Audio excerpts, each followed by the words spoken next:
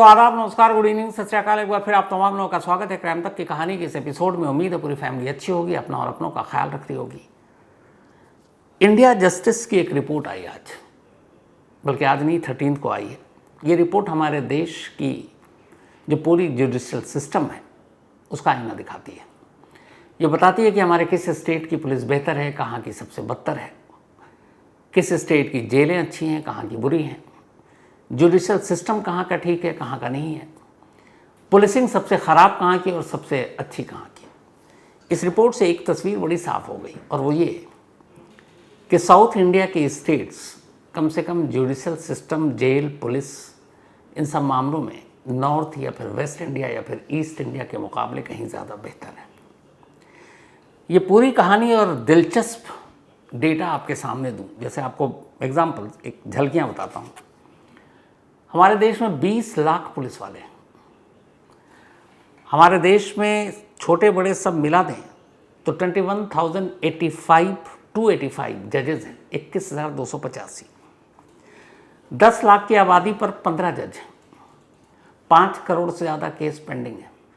Highest जो court में case pending है, लोअर कोर्ट तो है ही है, उसके बाद हाई कोर्ट की बारी आती है। हमारे देश में 25 हाई कोर्ट है, और उसकी वजह है कि वहाँ जजेस कम है।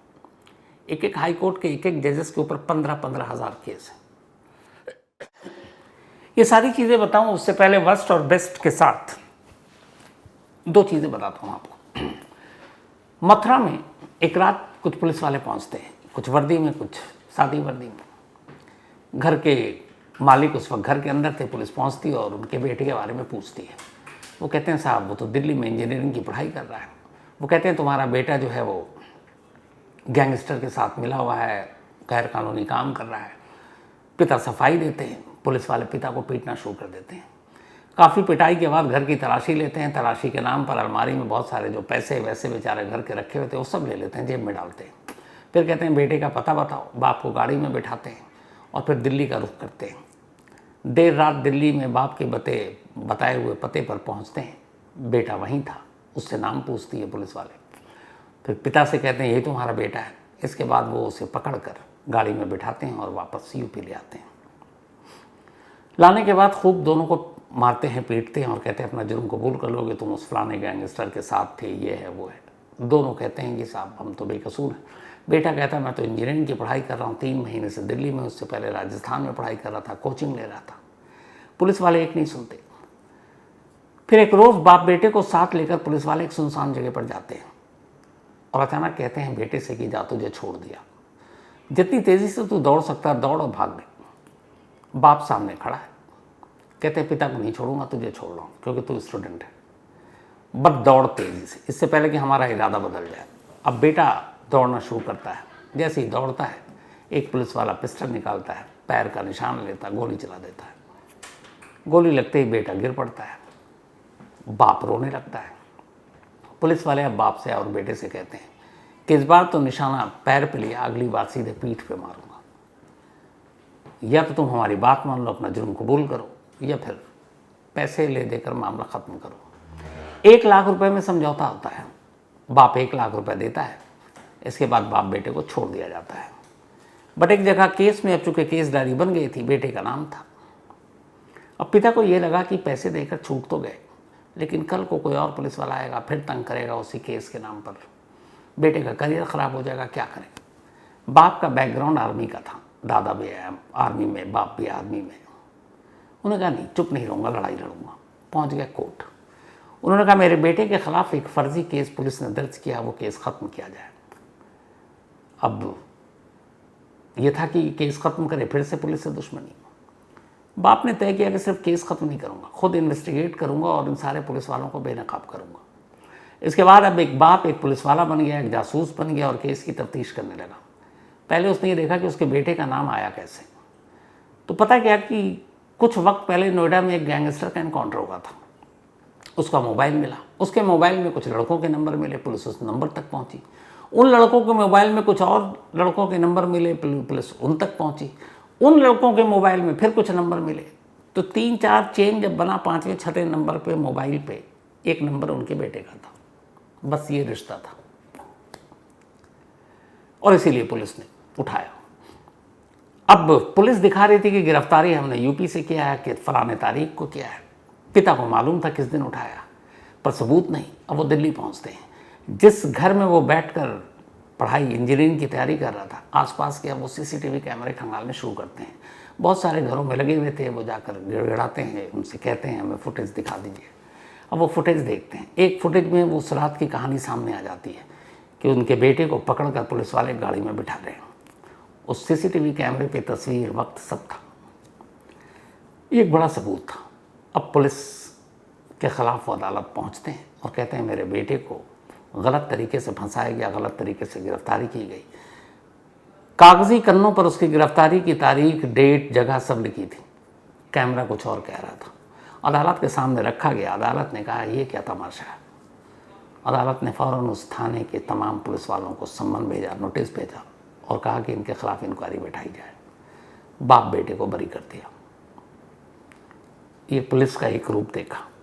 अभी कुछ दिन पहले आपने लगातार मीडिया, सोशल मीडिया पर देख रहे होंगे कि किस तरीके से पश्चिम बंगाल के मुर्शिदाबाद में वक्त कानून को लेकर जो प्रदर्शन हुए वो हिंसक हुई।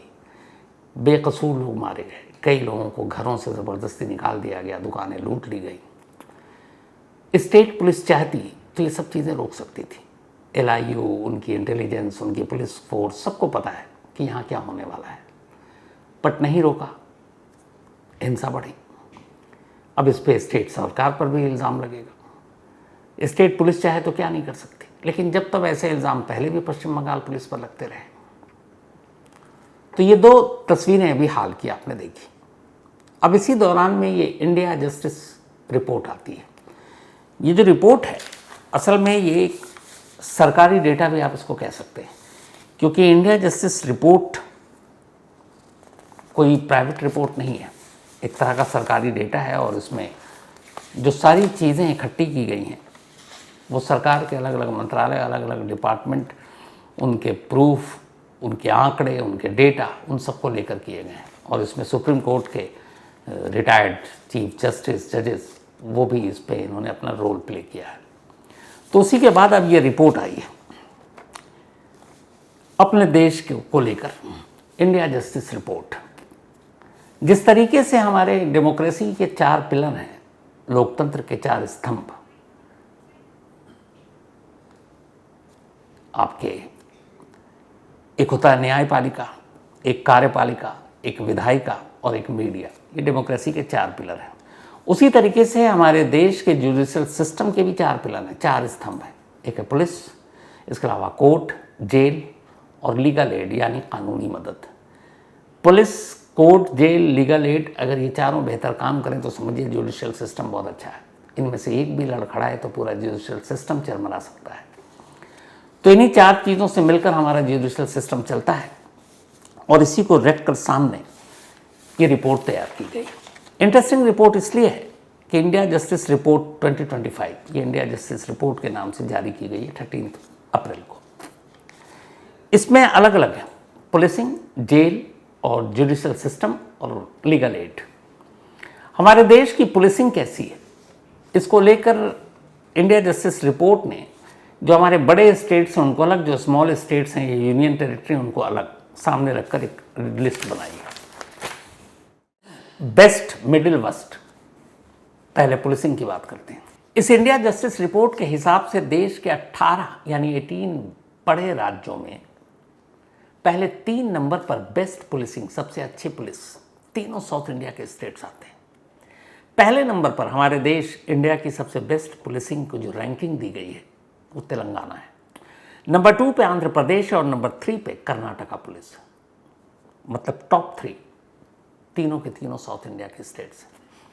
नंबर 4 पे छत्तीसगढ़ है, 5th महाराष्ट्र, 6ठे नंबर पे उत्तराखंड, 7वें नंबर पे पंजाब, इसके बाद उड़ीसा, फिर गुजरात, फिर बिहार, मध्य प्रदेश, झारखंड, तमिलनाडु, हरियाणा, केरला, राजस्थान।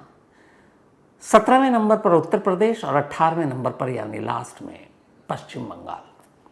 यानी टॉप 3 स्टेट पुलिसिंग के मामले में हमारे देश की तेलंगाना, आंध्र प्रदेश और कर्नाटका। और वर्स्ट, बदतर और बदतरीन पुलिसिंग बॉटम से जो 3 स्टेट है जहाँ की पुलिसिंग बेकार इस हिसाब से रैंकिंग के, बॉटम में सबसे बुरे में पहले नंबर पर पश्चिम बंगाल का नाम आता है, दूसरे नंबर पर उत्तर प्रदेश पुलिस का नाम आता है और तीसरे नंबर पर राजस्थान पुलिस का नाम आता है। ये हमारे 18 बिगेस्ट स्टेट्स की रैंकिंग है। जो स्मॉलर स्टेट्स हैं उनमें से 7 स्टेट की रैंकिंग दी गई है best and worst. Best policing छोटे राज्यों में नंबर 1 पे सिक्किम है, नंबर 2 पे अरुणाचल प्रदेश, नंबर 3 पे मिजोरम, नंबर 4 पे हिमाचल प्रदेश, नंबर 5 पे मेघालय, 6 पे त्रिपुरा और वर्स्ट 7 पे गोवा। यानी गोवा और त्रिपुरा की पुलिसिंग सबसे ख़राब है और सिक्किम और अरुणाचल प्रदेश की पुलिसिंग बेहतरीन है। ये तो हुई रैंकिंग की बात। अब इंटरेस्टिंग ये देखिए कि हमारे देश में कुल 20 लाख पुलिस वाले हैं, पूरे इंडिया के हर स्टेट्स को मिलाकर, यूनियन टेरिटरी को मिलाकर 20 लाख पुलिस वाले हैं। इनमें से विमेन यानी कि महिला पुलिस वालों की तादाद 2,42,000 है। 20 lakh total police force and 2,42,000 women police इनमें से है।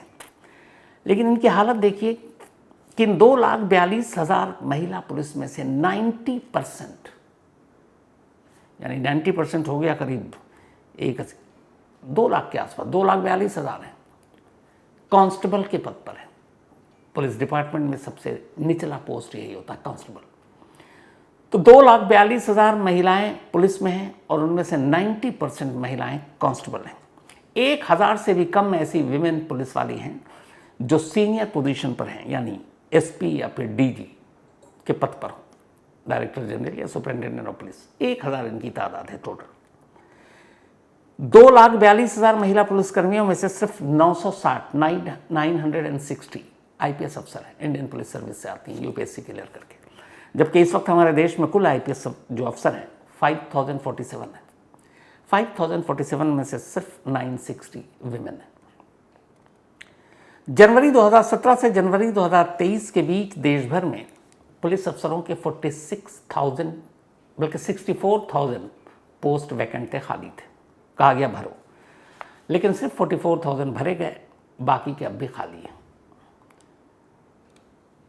और 28 से 32% यानी कि टोटल पोस्ट अब भी इंडियन पुलिस में खाली हैं। सोचिए क्राइम कितना बढ़ रहा है। यानी 4 में से 1 अफसर का पोस्ट इस वक्त खाली है। अब हमारी हालत देखिए पुलिसिंग की, जब पोस्ट खाली है उस हिसाब से है नहीं। हमारे देश में सबसे ज़्यादा पुलिस फोर्स जो है, आबादी सबसे बड़ी है यूपी की, तो वहीं पे है। तो इंडिया जस्टिस रिपोर्ट के मुताबिक एवरेज, इंडिया का जो एवरेज है, एक पुलिस अफसर पर 831 लोगों की सिक्योरिटी की जिम्मेदारी है। मतलब एक पुलिस वाला 831 लोगों को देखेगा एवरेज। बिहार में उल्टा है। बिहार में एक पुलिस वाले के हिस्से में 1522 लोग हैं, ये हाईएस्ट है। मतलब नेशनल एवरेज 831 लोगों का है एक पुलिस वाले की जिम्मेदारी, लेकिन बिहार में जाकर ये लगभग डबल हो जाता है और 1522 लोग एक पुलिस वाले। उड़ीसा में 1298 लोगों पर एक पुलिस वाला है। पश्चिम बंगाल में एक पुलिस वाले पर 1277 लोगों की जिम्मेदारी होती है।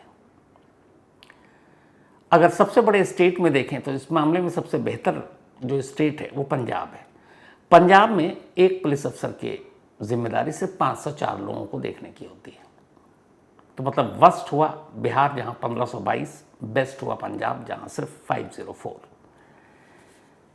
तो ये तो रही पुलिसिंग की। अब दूसरा आई अपनी जुडिशियल सिस्टम पर।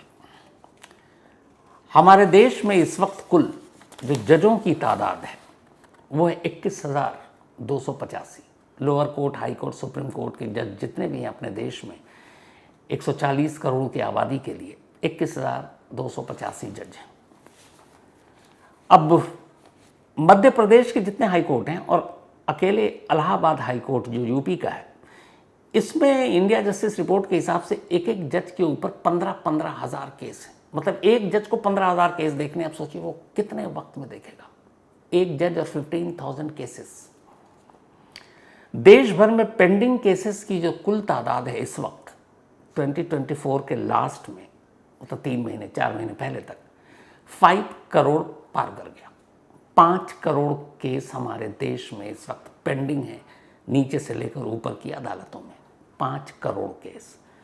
कितने साल लगेंगे पता नहीं।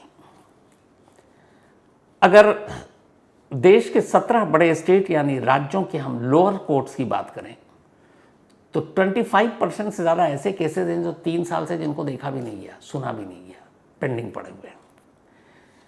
2024 के आखिर तक का डेटा इसमें दिया गया कि सिक्किम, त्रिपुरा और मेघालय के छोड़ दें तो हमारे देश की जो बाकी के 25 में से 22 हाई कोर्ट हैं, उन हाई कोर्ट में हर जज पर औसतन 1000 से ज़्यादा केस पेंडिंग है।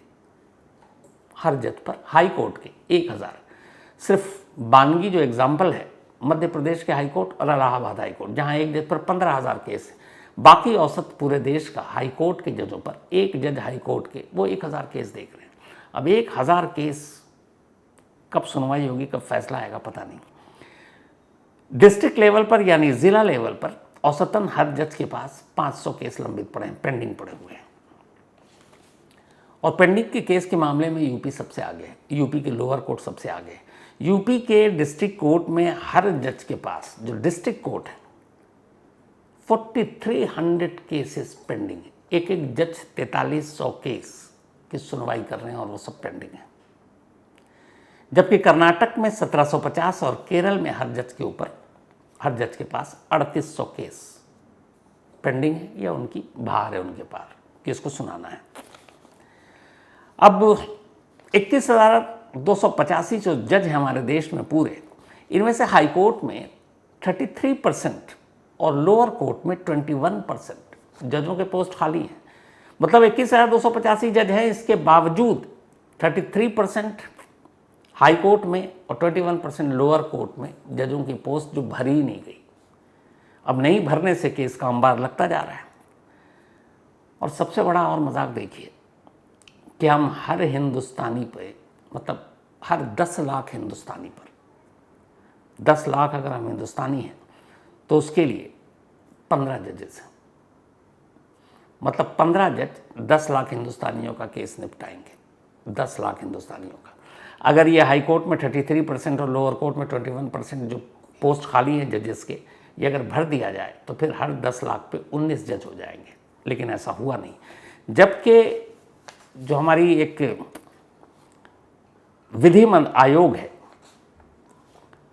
उसने 1987 में एक रिकमेंडेशन दी थी और ये कहा था कि कम से कम इंडिया में हर 10 लाख की आबादी पर 50 जज होने चाहिए, 50 मिनिमम। अभी कितने हैं? 10। खाली पोस्ट भर दें तो 19 हो सकते हैं। हाँ, पुलिस के मुकाबले में जुडिशियल सिस्टम या अदालतों में विमेंस की हालत थोड़ी बेहतर है। इसलिए बेहतर है कि जो हमारी विमेंस हैं, लोअर कोर्ट में 38% महिलाएं जज हैं। लोअर कोर्ट में मतलब हर 100 में से 38 महिला जज हैं। हालांकि हाई कोर्ट में कम है। हाई कोर्ट में सिर्फ 14% महिला जज हैं। तो इस हिसाब से अगर देखें तो हमारे देश में कुल 25 हाई कोर्ट हैं और 25 हाई कोर्ट में टोटल इस वक्त 51% मुकदमे ऐसे हैं जो 5 साल से पेंडिंग पड़े। 51% यानी हाफ से ज़्यादा। 25 हाई कोर्ट जो अपने देश के। कई अदालतों में 70% मुकदमे 5 साल से ज़्यादा वक्त से लंबे पड़े हैं और सबसे लंबा तो 30, 35, 40 साल भी। लेकिन अगर 70% और 50% 5-5 साल से पेंडिंग पड़े हैं तो फिर क्या होगा? निचली अदालतों के तो पश्चिम बंगाल की हालत ये है कि वहाँ का एक डेटा आया है कि वहाँ के लोअर कोर्ट में एक जज पर 1,14,334 लोगों को इंसाफ दिलाने की जिम्मेदारी है। मतलब जज एक और 1,14,334 लोग उनके मुकदमे। आप अंदाज़ा लगाइए कितने जज आएंगे, कितने जाएंगे, क्या पता। इसी रिपोर्ट में अब जेल के बारे में इंडिया जस्टिस रिपोर्ट ने पूरा डेटा दिया है। हमारे देश की 50% से ज़्यादा जेल ओवर क्राउडेड है और कुछ जेल तो ऐसे हैं जहाँ पे जितनी कैपेसिटी है उससे 400 टाइम्स ज़्यादा कैदी हैं, 400 गुना ज़्यादा कैदी हैं। कई ऐसे जेल हैं। देश की सबसे ज़्यादा भीड़ वाली टॉप 5 जेलों की एक लिस्ट निकाली है इन्होंने। टॉप 5 हमारे इस देश में सबसे ज़्यादा भीड़ जिन जेलों में है, उन 5 टॉप जो जेल हैं जिनमें सबसे ज़्यादा भीड़ है, उनमें पहले नंबर पर है यूपी के मुरादाबाद की डिस्ट्रिक्ट जेल। दूसरे नंबर पर है पश्चिम बंगाल की कोंडी सब जेल। तीसरे नंबर पर है दिल्ली की तिहाड़ जेल नंबर 4। चौथे नंबर पर है यूपी की ज्ञानपुर डिस्ट्रिक्ट जेल। और पांचवें नंबर फिर से दिल्ली की तिहाड़ जेल नंबर 1। यानी दिल्ली की तिहाड़ जेल दोनों 1 नंबर और 4 नंबर, ये सबसे ज़्यादा पॉपुलेटेड, सबसे ज़्यादा भीड़ वाली जेल। और ये 5 जेल वो हैं जहां सबसे ज़्यादा कैदी हैं। इस वक्त हमारे देश में 2024 के लास्ट तक में पूरे देश के सारे जेलों में 5,70,000 कैदी बंद है। 5,70,000 प्रिजनर्स हैं। अब जेल में ओवर क्राउडेड क्यों और कैदी क्यों, ये डेटा आपको समझा देगा कि पूरे देश में और देश की अलग अलग जेलों में 5,70,000 कैदी हैं और इनमें से सिर्फ 1,40,000 कैदी ऐसे हैं जो सजा याफ्ता है, यानी जिन्हें उनके जुर्मों की सज़ा अदालत सुना चुकी है और अब अपनी सज़ा काट रहे हैं। इनमें किसी की 2 साल की सज़ा होगी, किसी की 5 की, किसी की 10 की, किसी को उम्र कैद, किसी को सजाए मौत। तो 5,70,000 में से 1,40,000 सजा याफ्ता है, यानी उनकी सज़ा पूरी हो चुकी, सज़ा उनको दे दी जा चुकी है अदालत से, अब वो सज़ा काट रहे हैं। लेकिन 4,30,000 कैदी ऐसे हैं जिनके मुकदमे का अभी फैसला नहीं आया, वो इंतज़ार कर रहे हैं और ये सब अंडर ट्रायल है, यानी विचाराधीन कैदी, अभी इनको सज़ा दी जानी है। तो 5,70,000 में से 1,40,000 सजा याफ्ता और 4,30,000 अंडर ट्रायल, जिनके मुकदमे और अदालतों का भी आपको बताया 70%, 50% लंबित केस जो पड़े हुए हैं।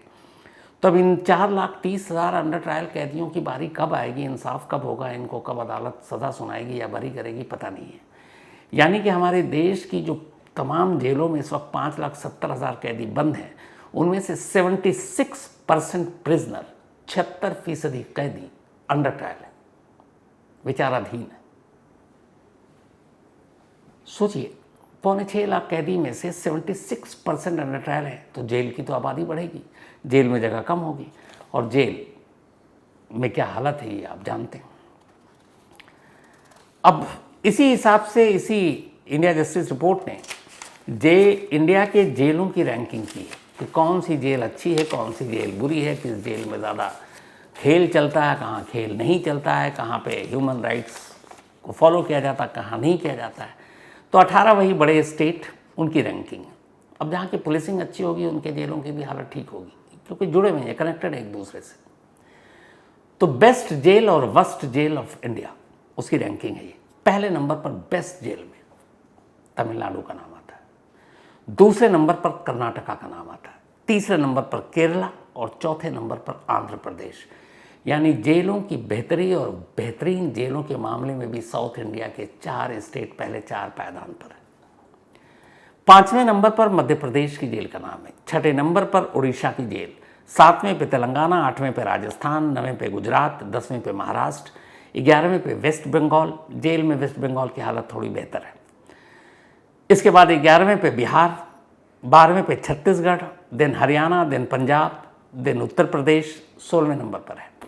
17वें नंबर पर झारखंड है और सबसे बुरी हालत जो जेल की अपने देश में है, उसमें नीचे से टॉप पे उत्तराखंड की जेल है। यानी best jail Tamil Nadu, worst jail Uttarakhand. ये रैंकिंग है इंडिया जस्टिस रिपोर्ट की। स्मॉल स्टेट्स में किस स्टेट की जेल अच्छी और किसकी बुरी, उसकी भी रैंकिंग है। 7 स्टेट्स या यूनियन टेरिटरी आप कहें।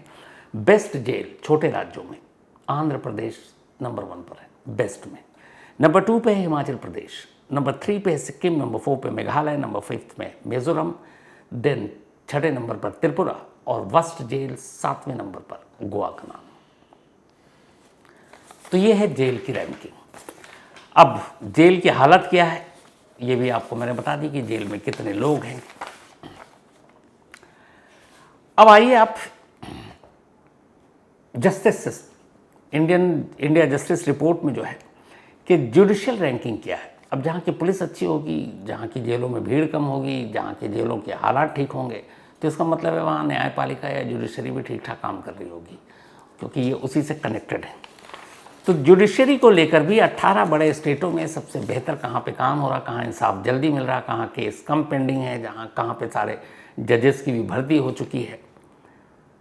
पहले नंबर पर बेस्ट जुडिशरी की जो रैंकिंग की गई है, बेस्ट स्टेट में केरला का नाम है।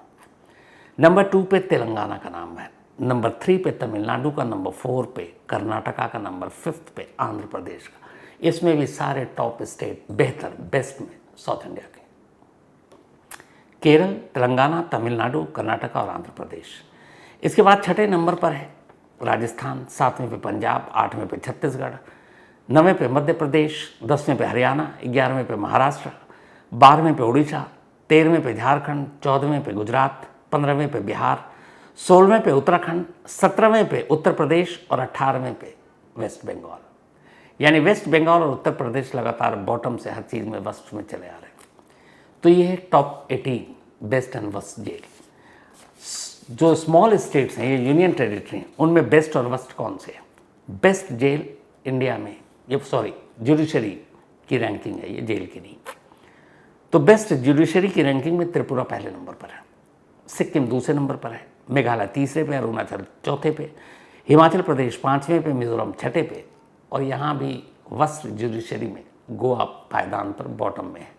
जैसे जेल के मामले में वैसे ही जुडिशरी के मामले में।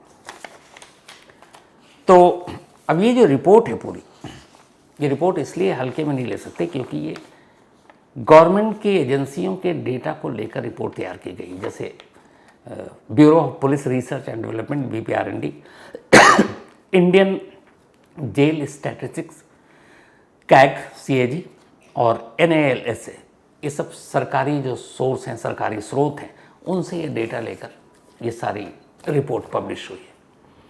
लगभग 200 पन्नों की रिपोर्ट है, अभी तो उसमें बहुत कुछ पढ़ना बाकी है। तो ये थी रिपोर्ट, लेकिन इससे एक चीज़ साफ हुई कि हमारे साउथ इंडिया के क्राइम डिफरेंट तरीके के होते हैं। साउथ इंडिया में क्राइम वैसे नहीं होते जैसे नॉर्थ इंडिया की तरह है, और साउथ इंडिया की पुलिस, जुडिशियल सिस्टम, जेल देश के बाकी स्टेट्स और हिस्सों से कहीं बेहतर। तो ये थी आज की कहानी। अब आपसे मुलाकात होगी कल रात 9 बजे किसी नई कहानी के साथ। तब तक अपना और अपनों का ख्याल रखिएगा। Thank you very much.